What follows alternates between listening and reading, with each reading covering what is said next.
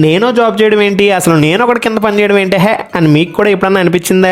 ఎందుకు అనిపించదో, అనిపించే ఉంటదిలే. గట్టిగా మాట్లాడుకోవాలంటే ఇప్పుడు వరకు కాలేజీలో ఉన్నప్పుడు కూడా ఒక్కసారి కూడా 1 వీక్ కన్నా ఎక్కువ హాస్టల్లో లేను. కానీ ఒక 6 months నుంచి నాకు జాబ్ వచ్చిన తర్వాత హాస్టల్ రూమ్ లో ఉందాంలే, మనకి మనం ఏదో చేసుకుందాం, ఎంతో కొంత సంపాదించుకుందాం అనిపించింది. ఇప్పుడు అలా అని చెప్పి మొత్తం మారిపోయి మహానుభావుళ్ళు అయిపోయింది చెప్పను, కానీ చాలా చేంజ్ అయినాయి. అండ్ ఒక డైలాగ్ ఉంటది కదా, ఈవేళ రాంగ్ అనిపించింది రేపు రైట్ అవ్వచ్చు, రేపు రైట్ అనిపించింది ఎల్లుండి రాంగ్ అవ్వచ్చు అని చెప్పి. అలానే మనం ఒక పని చేయకుండా చూడకుండా మనకి సెట్ అవ్వదు అనుకుని మన చేతుల దాకా వచ్చిన అవకాశాన్ని కూడా చెడగొట్టుకోవడమే మనలో ఉన్న గొప్పతనం. నీకేంట్రా నువ్వు బాగానే చెప్తావు, మమ్మల్ని ఏం చేయమంటావు అనుకుంటున్నారా? సింపుల్, ఏం చేయనవసరం లేదు. మీకు వచ్చిన ఏ ఛాన్స్ అన్నా, అది జాబ్ అన్నా, బిజినెస్ అన్నా, ఇంకేమైనా సరే ముందర మీరు ట్రై చేయండి. అది మీకు సాటిస్ఫాక్షన్ ఇస్తుందని తెలిసి మీకు అర్థమైన తర్వాత అప్పుడు దాన్ని కంటిన్యూ చేయండి. అబ్బబ్బే మా పద్ధతులు మారో, మేము ఇలాగే ఉంటామంటారా? అది మీ ఇష్టం. లాస్ట్కి మీరే బొక్కబోర్లో పడతారు. నాకెందుకు ఈ రోజు మీతో చెప్పుకోవాలనిపించింది చెప్పా, కానీ ఇంకా ఇలాంటివి చాలా చెప్పాలనిపిస్తుంది. మరి చెప్పమంటారో వద్దంటారో మీరే కామెంట్స్ చెప్పండి.